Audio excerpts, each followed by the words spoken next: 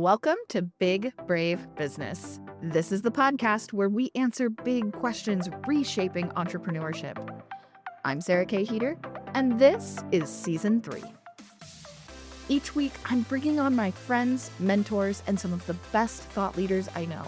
We dive into bold, values-driven conversations about leadership, equity, ethics, and building businesses that actually make a difference. Ready to do business better? Let's dive in. Welcome back to Big Brave Business. This topic today is all about rest. We've talked about self-care on this podcast. Every podcast for entrepreneurs talks about self-care at some point, but I promise this is not just another self-care episode because we're going to get radical about what we are discussing. So the people that I have with me are some of the biggest and bravest I know in business. So don't think for 1 second this is just another self-care episode. We are going to go big and brave with this today. So with that being said, let's do some introductions so you know who you're listening to. If you've been listening to this podcast for a while, first of all, thank you. But second of all, you will recognize every single person on this call because I'm just some of my favorite collection of guests. And that feels so like favorite child to say because I love this podcast so much. But seriously, like such a good group. I'm so excited for you all to know each other. Anyways, I am Sarah Heeter. I am the host of the Big Brave Business podcast, obviously. And I also run a podcast production and strategic consultation company called Podfox. Hi, everybody. I am Dr. Katrina Mitchum, and I'm founder of Katrina Mitchum Learning Design, and I help you create courses like you give a shit. I'm Anne-Marie Rose. I'm a life-proof business scaling strategist. I love these titles. I'm Regina Curtis. I'm a soul rhythm amplifier, and that means that I help people, ambitious visionaries, design sustainable, holistic business strategies. Hey, y'all. I'm Jordan Gill, founder of System Saved Me, and I am in like a transition of focusing mostly on VIP days is what I'm known for, but I am transitioning into my micro tool era. Keep it mysterious. Oh, I like that. What's fun is that some of the titles and descriptions in those introductions are a little bit ambiguous if you haven't listened to any of the previous episodes with these folks. And yet, with every single one of you, I have recorded and released an episode at the time that this comes out about tech. So like of all of the ambiguous whatevering that's going on, we also are like going big on tech. So I just love that for us. This is a very fun group. Okay, so today's big question is, what does radical rest look like for business leaders and entrepreneurs, and why is it essential for long-term sustainability? I can take it because I was at a very ambiguous title, life-proof business scaling strategist, and so much of my work is about scaling a business. I work with service-based business owners, coaches, consultants, experts who are the face of the business, who are the ones who are pouring into the business. They're the heartbeat of the business. So does that mean that they never get to rest? No, that's so much of what I do is making sure that their business model is set up to support radical rest when they need it, because we all need daily rest from time to time, or like our brains can't function. But then there are seasons of life when we need more rest than others. And some of us, if you're dealing with autoimmune challenges or mental health challenges or whatever it may be, or a newborn, you need to have the availability to rest kind of at any moment and not have your business have to require you to pour so much into it in order to keep it moving forward and or just sustaining. So to me, it's really about having a business that supports you first, obviously supporting your clients, but allows you to take what you need for you when you need it. That's what's going to give you the key to sustainability and avoid burnout. To me, it's always been about space, right? Creating that space for radical rest. Because sometimes, like for me, I have an autoimmune that impacts my mobility. And so if I don't make the space to do the exercises that will allow me to stand at my standing desk like I am right now, then I'm not going to be able to have a business in the future, right? And so for me, it really is about creating that space for me to do whatever it is that I need to do to be a whole human being in the ways that I want to be. I love that. So if you have listened to the one of the solo episodes that I did with Sarah, I talk about gracious spaciousness. And to me, that is what is radical about it, right? That is taking up the gracious spaciousness to do what it is that you need. And there are many different forms of rest. Sleep is not the only one.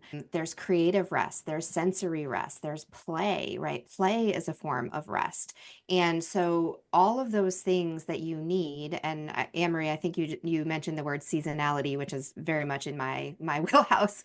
It's all about your personal seasons. When you move through each of your personal seasons, you are going to need different types of rest, different frequencies of rest, and also like possibly different durations also. So there's lots of different ways, and being flexible and doing that in the way that serves you when you need it, how you need it, actually allows you to show up better for your clients and your loved ones and for yourself. So that is radical in today's world, unfortunately.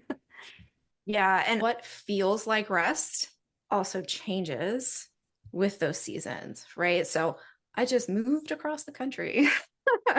And while that doesn't sound restful, the only thing I did in my business was I made sure my YouTube was posted most of the time. I also outran a historic snowstorm in the deep south. And so my YouTube didn't get posted that Tuesday. However, that was the thing that I focused on. But there have been times in my business where doing all I had was video editing, right? Doing the video editing felt so draining.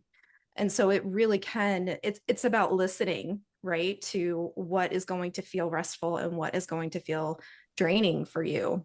Totally. What drew me to this episode with Sarah and all of y'all is the term radical rest and having radical be in front of rest, because the thing is, there are people resting all the time and we don't see it.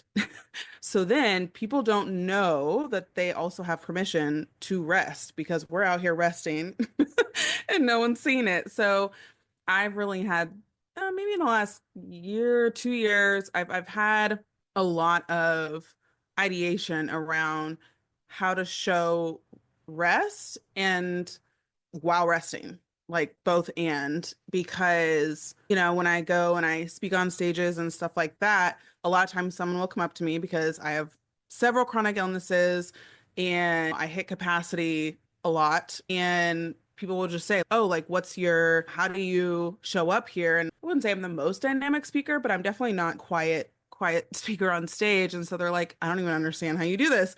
I'm like, there is a whole crescendo and then there's a decrescendo, and being very open about that, of just, yeah, it's not perfect all the time. I do have to miss out sometimes on nighttime activities when I'm at events, or I have to go take a nap in the middle of the day because I need energy for XYZ reasons, and not feeling shame around it, not feeling like I'm less than or beat myself up about the fact that I can't maximize, quote unquote, my time in person with people. And that's really been big for me, is really being able to showcase, like, visually. I am resting a lot. I spend a lot of time in bed, maybe not necessarily like laying down in bed, but I work a lot from bed because it's the least sensory. It is like I'm able to use all of my energy toward my brain power for work and not moving around and doing the most. And so with that, I'm not saying that's, again, like everybody else stated so wonderfully, about rest looks different for everyone in different seasons and all of that. And being able to say, hey, it's all right. Whatever rest is for you is cool. Show up as you are. And people are always like, I always know when I get on a call with you, I can just be. And I'm like, excellent, because I'm a be. Like, I'm gonna be comfortable, I'm gonna be chill. And so we both might as well be that. And that's really refreshing for me, because I definitely don't, I've been in those spaces where it feels like, okay, I gotta gussy up and get uncomfortable with how I had to show up right now. And that's just never been my thing with my own business.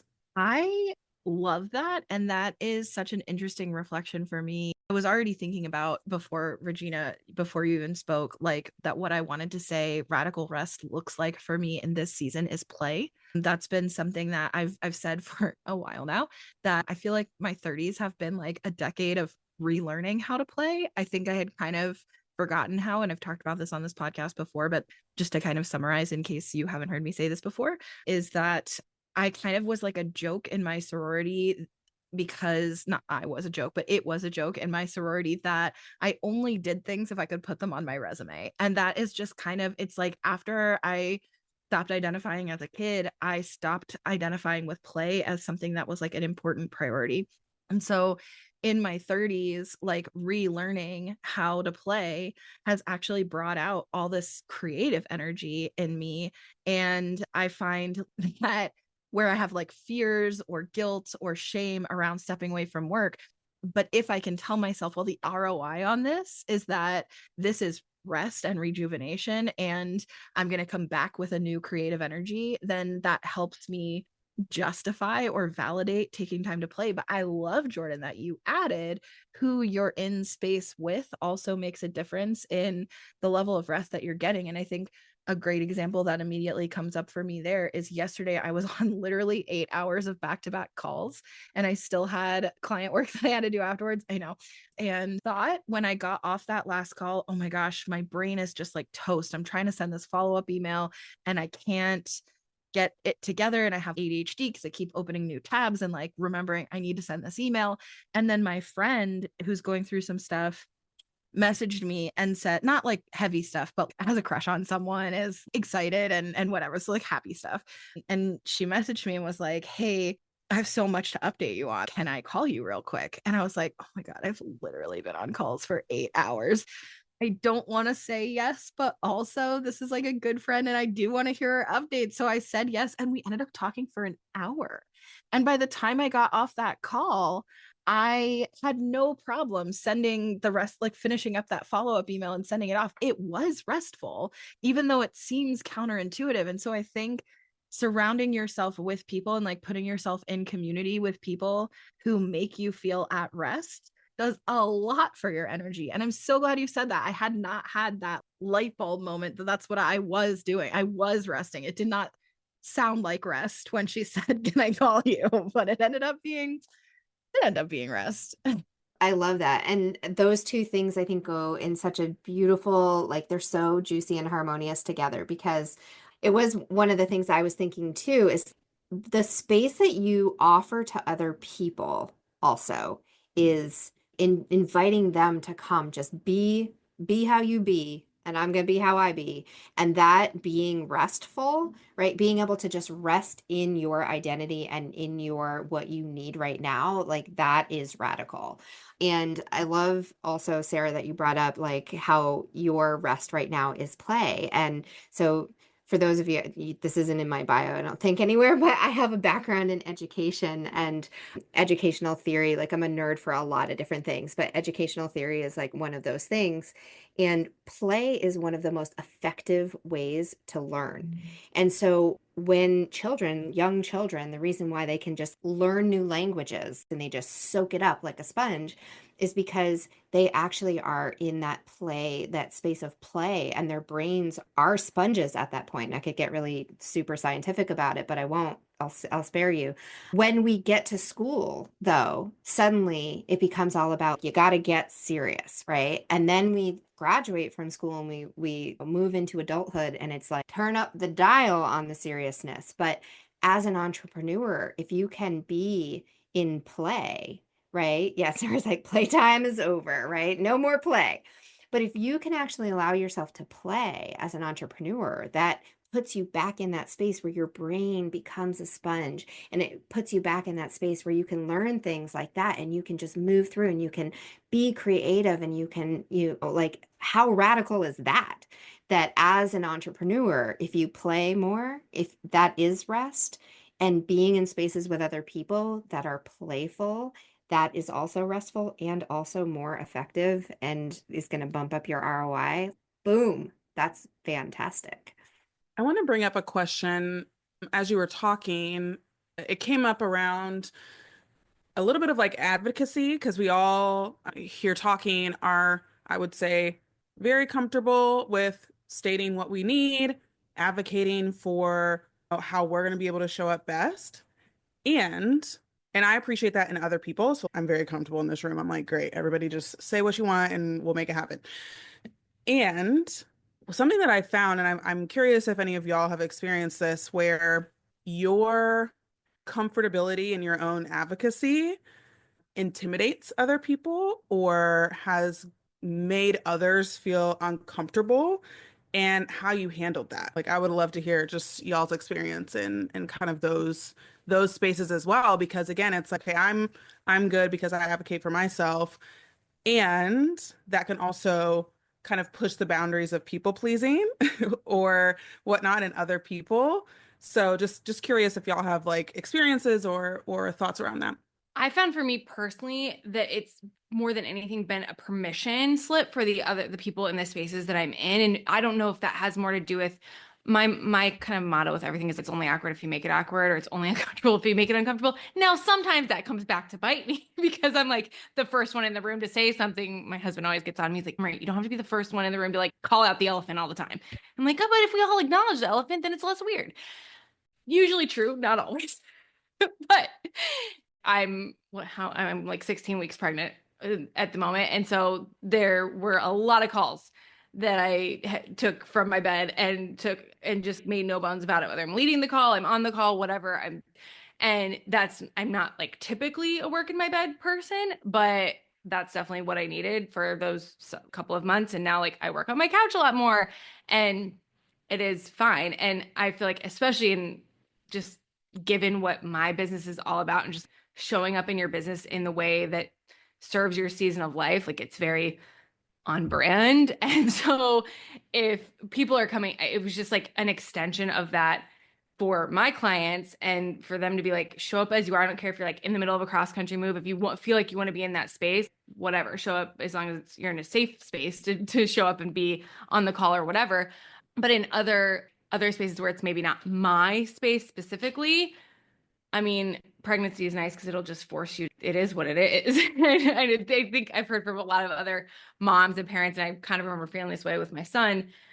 I got to grow this baby. So what do you want me to do? And so it's just, if you feel uncomfortable about it, sorry, I guess we're not a fit to be talking right now. So more than anything, I found that it's given people a permission slip, and me just kind of communicating up front about my needs, and in a way that's not like, I'm here and I'm going to take what I need. It's just like, I'm pregnant right now, so I'm doing a lot more work than usual in bed. I think this is such an interesting question, Jordan, because my gut reaction was the same thing Anne-Marie said, which is, I think what I tend to witness, and I think even hear from people most, is an appreciation for leading by example. Like, thank you for having the hard conversations. Thank you for saying the hard thing.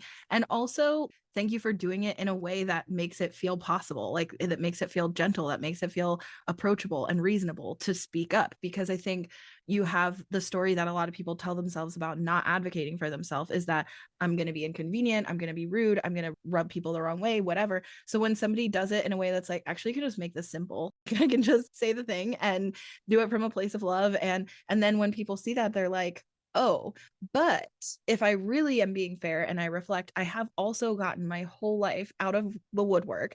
People have told me after the fact, oh my gosh, when I first met you, I really wanted to be your friend because you're so confident, but I was so intimidated. Or when I graduated college, I had younger sorority sisters who would say their goodbyes, kind of a thing, and would say to me like, I always wished we could be friends because I just admire you so much, and like, you never know the impact you're making on people, but you've had an impact on me. And I remember thinking, we literally could have been friends this whole time. I didn't know you wanted to be my friend. We literally would have been friends. Why didn't you just approach me? If that, I admire you too. And how silly that we both admired each other from afar for 3 years or whatever, and then didn't ever actually get to hang out. Okay. So I have definitely gotten that I intimidate people, and it always surprises me because I think I'm like the least intimidating person. Someone from a networking group that I think that somebody from a networking group I'm in asked me to go for a coffee chat in person. And so we met up, and she said to me, the reason I wanted to meet with you, and she's like, don't know the like easiest way to say this. And I said, just say it. Just say the thing. It's okay. Safe space. And hey, if it offends me, we never have to have coffee again. It's fine. We're like, whatever. And she said, people who are in bigger bodies she said, I've gone through this whole transformation for myself with my health, blah, blah. And it ended up, I gained weight during that time. I'm not going to blast her personal stuff, but whatever. She's like, gained weight in that time. And now to be like totally transparent with you, she's like a fraction of my size. Okay. So it was a big difference for her, but it's not the size body that I am in. And she was like, it has really impacted my confidence level in walking into some of these rooms. And yet I look at you and like, you're so confident. How do I do what you do? How do I have what you have? And I just started laughing because you think any of us feels good about that on the inside? Of course, every time I go to one of these events, I'm overthinking to a certain degree. How do I want to dress? How am I going to be perceived? How is it going to be received by certain people in the room? What is the interaction going to be? What are people thinking about me? No matter, it doesn't have to be weight, whatever the thing is. Like, we all think that. So how funny that her perception of me was, wait, I want what you have. And I'm like, are you sure? Because I woke up and was wishing I could wear my Old Navy leggings and decided to suck it up and put the suit on. So, I mean, I don't know. We're the same. You just don't think that. So I think that's kind of, so yes, I have totally had that. And I think it just takes me by surprise every time. I don't even remember what your question was other than, does this happen to you? I'm like, yes, it does. It totally does. I love it. I love it. First of all, like that was totally the reaction. Well, not that the whole thing, but like my first impression was like, can we be friends? And I have no qualms about saying that to somebody at this point. But what I want to point out about that is that is earned confidence, right? It came from me not feeling confident to say that at first for a long time. And then me seeing other people doing that and modeling that and being that way. And some people reaching out to me and saying, hey, this might feel awkward, but like, I think you're super cool and super confident and I want to be your friend. And is that weird? And I was like, no, I want to be your friend too. Like, absolutely. And to like bring that back into the advocacy part of it, I too have had people tell me that I'm intimidating, which makes me, what? Like, how am I intimidating? And the reason why they say I'm intimidating is because I'm so clear and so confident about what it is that I need for myself and that I have no problem showing up in that. Now, that came first by me advocating for other people. It came first from me advocating for students. When I was a teacher, I would advocate for the students that needed something different, right? Like I would sit in the circle time in an art room and, I had clay in my pocket and the kids who were fidgety. And this was like before fidget spinners and before like it was cool to have the rings that spin and all those things. And I would just pull clay out of my pocket and just hand it to students and keep going about my business. And I had a supervisor one time tell me, hey, you should really not let them play with clay while you're teaching. That shows that they're not respecting you. And I was like, on the contrary, they are only listening to me because they can fidget with this thing or doodle with that. Or the kid who's walking around in the back, I know they're listening to me. I know because I see it in the work that they do. I know they respect me because of how they respond to me and how they interact with me. Years later in the corporate space, I had an office full of people. I'm hosting a meeting for a big event that we were about to do. One of my employees was on the floor stretching, had a notebook, was like doing yoga on the floor, taking notes in her notebook. Another one was bouncing on a bouncy ball, again, before it was like super self-care tool to like have at work. One of them had a standing desk. Also, it was a big deal to get that for her. And then the other one was like sitting quietly in the corner taking notes at a table. All of them, I'm 100% confident, were listening, doing their job to the best of their ability. Yet I got pulled out of my own office to say that that was unprofessional and that I needed to get a hold of my team, right? But advocating for others in that way helped me build the confidence to advocate for myself in that way. Get a hold of is a phrase I always want to be like, yeah, really? In what way? But my first autoimmune was celiac. And that was in 2007, before it was cool. And so I was sort of forced to advocate for myself. And so, Jordan, to answer your question, I got all kinds of resistance, all kinds of resistance. It almost became worse when it became a fad diet, because then people just seriously blew me off. Like I didn't get confused looks. I got, oh yeah, well, whatever kind of stuff. But that really, like being forced in my early 20s to start speaking up for myself, because I was already speaking up for others, really is what made me able to advocate for myself when shit really got serious. And start being able to speak up no matter what others thought. And so I might still get those kinds of reactions from people when I say, well, I'm having a relapse or I'm having a flare, but I don't pay any attention to them anymore, because pretty early on I had already, and this is almost 20 years ago now, right? I had already like just cut out what someone's response was going to be when I was advocating for myself for a health related reason or because I needed the rest. And no matter what your reason for radical rest, it's always about health, right? It's always about understanding your energy and the way that your energy has to and can work with those around you or in your business. So I don't know. It's a weird, that's a long way to say I don't know, because really, fuck you is my response. Anytime I have to stand up for myself, my husband says the jersey's coming out. Yeah, that would be the jersey. Yes. Yeah. I think, well, what's interesting is we all use the word like, yeah, I've been called intimidated, me as well. And I wouldn't call any of you intimidating or any of that. I think there's a lot of warmth in this room. And I was recently at a mastermind retreat where everybody was going on this boat and it was going to be beautiful and it was going to be this really cool experience. But I have severe motion sickness. Like, your girl can't even drive down a hill. Okay. And that's why I live in Texas. It's flat and we ain't trying to go nowhere. So I was like, I'm gonna have to advocate for myself, and I actually let the host know before we even got to the retreat. It's like, hey, I have motion sickness. Like, I don't want you to pay for me to go do this. Go ahead and just don't worry about me. I will hang out by myself.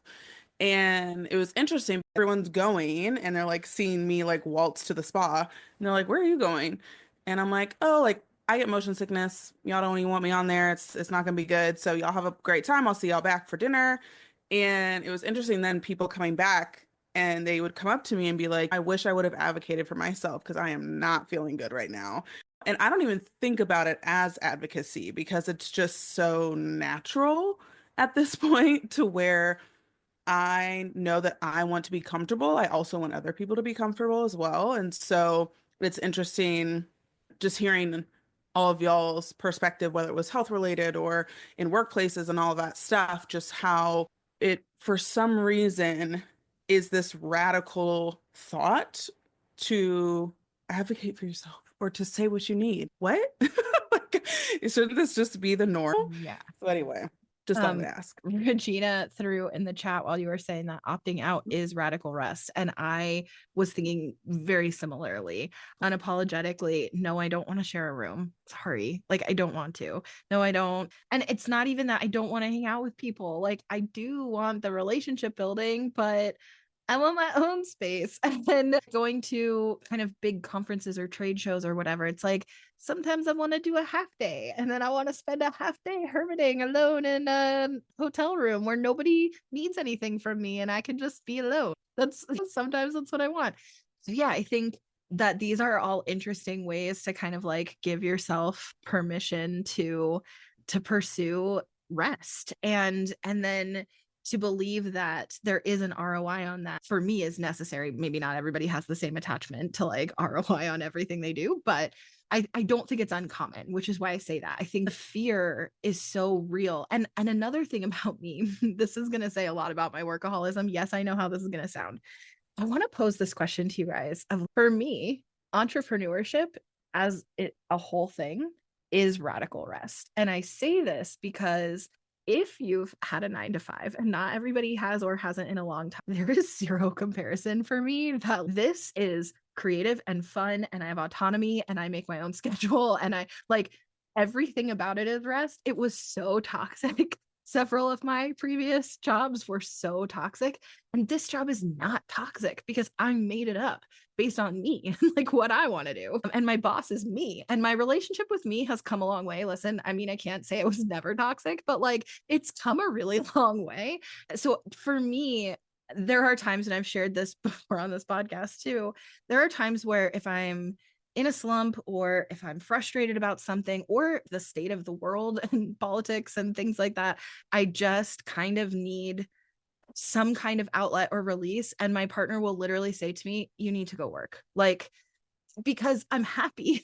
I'm happy when I get to go work on my business. It's a creative outlet for me. I feel like I have autonomy over this, the decision making. And when you feel like your autonomy has been taken in other ways, this is something, and also it's mine, right? It's something that I have ownership over. And at a time in your life where you might feel like you belong to everyone else, I know there's some parents on this conversation, there's parents listening, like people always need stuff from you. And I think this concept, especially of like motherhood, and I use that term saying like people carrying a child and then nursing a child, like even your body doesn't always feel like it belongs to you. So to feel like this business is mine, like there's something about that is radical rest as well. And I feel like I do also need to rest from my business, and I understand and acknowledge that totally. But I want to kind of call that out and say, for me, after being laid off in the midst of a really toxic relationship with my former employer, a really toxic relationship with my former role,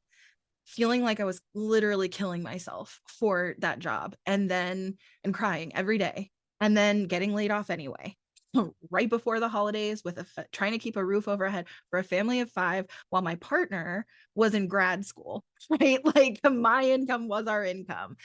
I couldn't handle the idea of even walking in and doing interviews for comparable positions. Choosing to start my own business was rest. And I think that to me, that feels really radical. Can anyone relate to what I'm saying? Absolutely. I was just gonna say, hell yes. Absolutely. Yeah, I mean, Regina and I know each other, but I was also a former teacher, and same story, Sarah, different industry. I was in higher education, and I left, and I couldn't even bring myself to do something corporate, right? I was looking at the job ads and just the list of things that they wanted me. I was like, oh, well, I can read between those lines. I know what this job is going to be like. Well, no. So I absolutely 100% agree that I feel like I had to do this to save myself from the rest of the world. That was not made for me. That's what it feels like, actually. But yeah, I had very similar experience, and this definitely felt like that. So I was in the corporate world for a whole 6 months before I was like, I need rest from this for the rest of my life. And I don't know how I knew this so quick, or it was just like my gut felt it at 23, that so much of the work, and like I'm an ambitious person, so there's no world in which I was going to just be satisfied in like this position or that position, or like 3 years go by and maybe I get promoted. There was never going to be a world in which that was satisfying to me. And when I very quickly realized that so much of climbing the ladder, especially once you get to a certain point, is about how well you're liked by the person who's that are in charge of making the decisions for you to kind of get to that next decision-making phase. I was like, and then going back to kind of Jordan's question earlier, like showing up in the room and advocating for what you need, then that's costing you the potential further decision-making power, because a lot of the autonomy, the decision-making power, those are all things that are very important to me and feel restful. Honestly, when I'm in charge of what the priorities get to be, that feels the most restful, not stressful. And so I just knew the work required that was very much outside of the job description, but the work that was going to be required to actually make an impact and make a difference through an organization in that way was going to drain the life out of me. So my body wasn't going to function in it for very long. So I was like, even if the alternative is scraping by to find whatever clients I can initially and doing whatever work I possibly can, even if it's work that's I started out writing blogs and podcast show notes before there was AI and all sorts of any content marketing things people would pay me for, I would do. And that to me was still better than needing to people please and make sure I wasn't upsetting the clients, upsetting my manager, like just constantly managing other people's expectations and also trying to get my work done.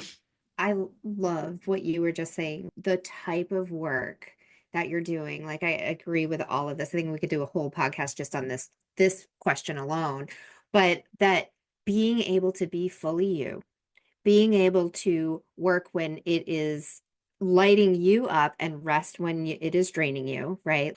All of those things are radical when you look at it through the lens of the corporate world.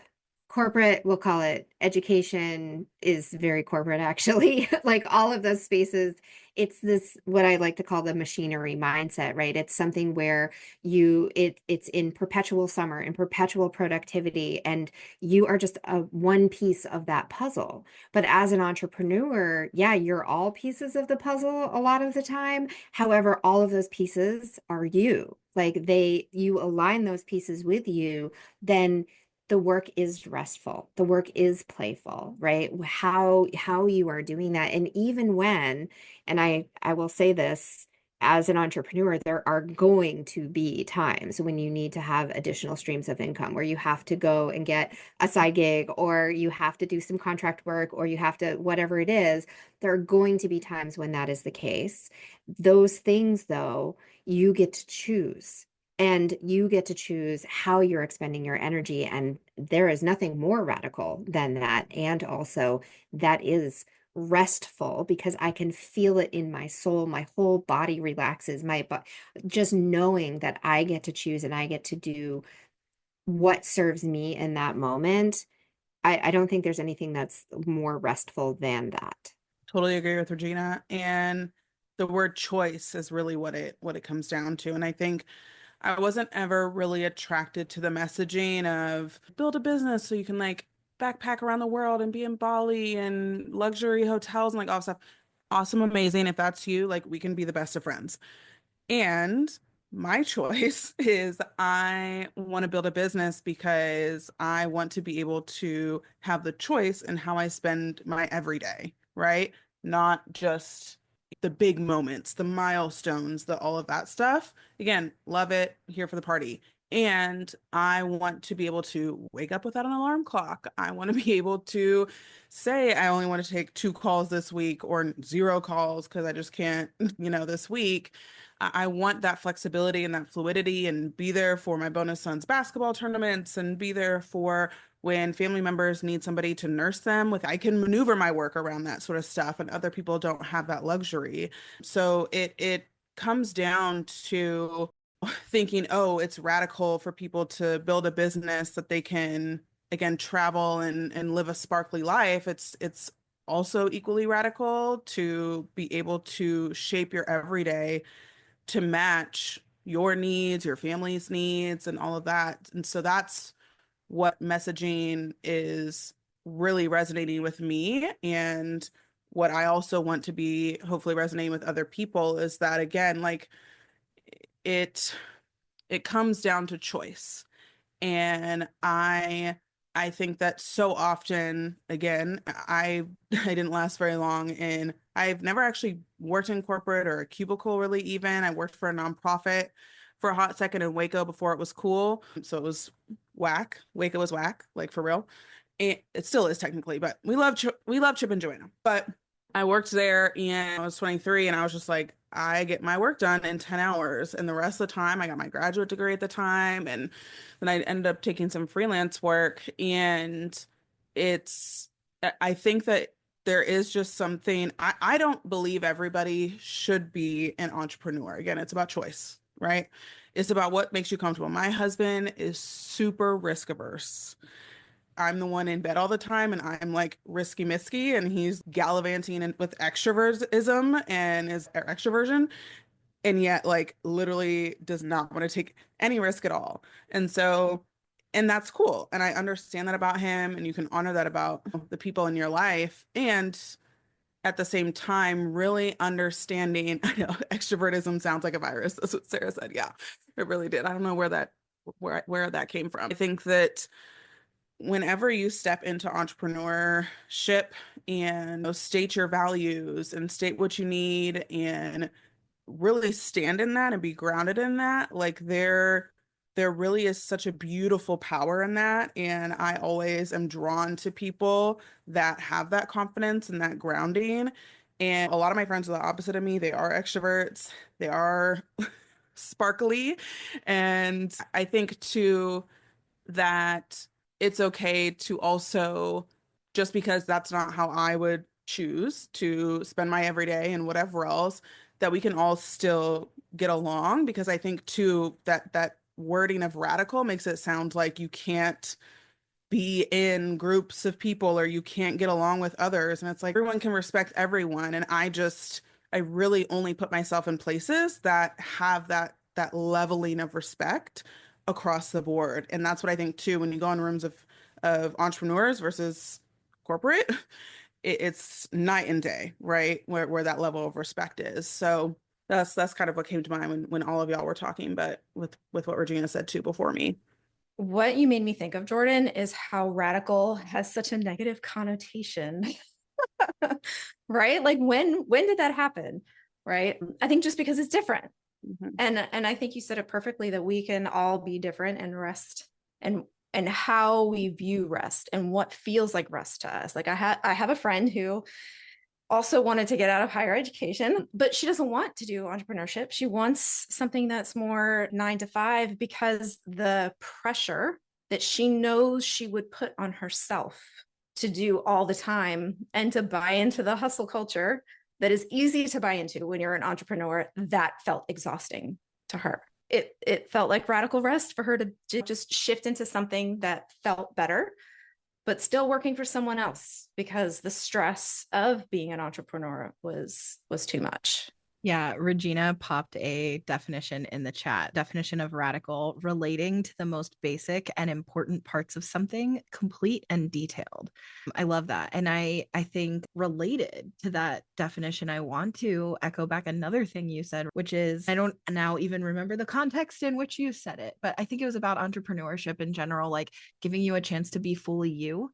And I wrote down be fully you, and I underlined it multiple times, because I think for me, that is like really summarizing what radical rest really looks like. It's making it a priority to spend time in spaces, quote unquote, where you can be fully you. So whether that's the communities where you can be fully you, whether that's in bed, like not having to perform for anyone or mask for anyone. And I think especially like we talk about masking a lot in terms of like neurodivergence or chronic illnesses or things like that. Like we have to mask all the time, but we're all masking, like people pleasing and masking and trying to fit in with each other and trying to fit the mold and trying to fit the expectations of others, and just having to like kind of perform all the time. So when you can turn off the you know what, we were joking about this because I had originally labeled this session the pressure of visibility, and then I was somehow mixed up two of my topics and ended up making this the details of the calendar invite actually about radical rest. But I think actually they're kind of the same topic, because I think radical rest is the answer to the pressure of being visible. So, and it's not that being visible, that being seen by other people can't also be rest, because sometimes being seen as fully you is restful. I think my partner and I say we could go anywhere together, it doesn't matter, do anything, whatever, because wherever we are, if we're with each other, there's such a security in being able to be fully ourselves. The joke is that like we know we can have a good time, like whatever. When we go to visit people or whatever and we're getting picked up from the airport, we're like, it's all good, like we can wait. I mean, it doesn't matter if we're at the airport or if we're in the car or if we're wherever, it does not matter, we're fine, we've got each other. And I think what a blessing. But I think like having people in your life who you can just be fully you with, having space in your calendar where you can be fully you and not have to answer to things, I think that's really like kind of a summary. But I just want to say thank you so much to each of you, and I hope that you'll all be back again. I'll take as much of you as I can get, and I know the person listening thinks that too. So if you are listening to this and wanting to connect with any and all of the people on this call, the full bios of all of us and our links to connect with us are in the show notes or the description of the episode. Also, as I mentioned, we have additional episodes with everybody who was here today. So you can go get more of each of us. You can get a whole lot more of me, but you can get more of everyone else that was on this call on previous episodes as well. And I hope that you will. But so yeah, Can my I brain just lovingly goes, interject, Yeah. Sarah? Because I just want to reflect back to you that the reason you're having the caliber of conversations you're having is because of you. You are an excellent 100% interviewer. agree. And because you are attracting the people who want to have these conversations, because not everybody want to have these conversations, you are attracting the people that are ready to have this caliber of conversations. And I know I can speak for myself, but I probably everybody else here too, that I'm excited to like witness like what these conversations become for you. And you know, with the big and brave stuff you're always doing, like I admire that from afar and I'm always cheering you on and just am really honored and excited to be a little slice of it, and just wanted to reflect that back to you. Being here felt like radical rest. Oh, good. Totally. Oh my gosh. Yeah, you make it easy to have radical conversations because it feels you set the tone and you invite everyone else into that. And I think that is a radical thing, right? Like that definition of relating to the most basic and important parts of something, being complete and detailed, like you create that space of let's get down to the very base of what we need to talk about, and that being radical and bold and creating a new normal for that. So thank you. Thank you so much. Thank you for saying that. And I just appreciate you so much. And as I mentioned, if you want to connect with these women or me, check out the details in the show notes, the description of the episode, and stay tuned because I plan to have all of you back, continue dragging you down this road with me. And I just thank you so much for being here. Thank you for always being willing to meet not just me, but each other in the like big conversation. It is not easy. I really do honor that. For you listening, thank you for hanging in there with us as well. I hope you feel like you got to be part of I was thinking the whole time we have this conversation, this is like what I feel like a mastermind should be.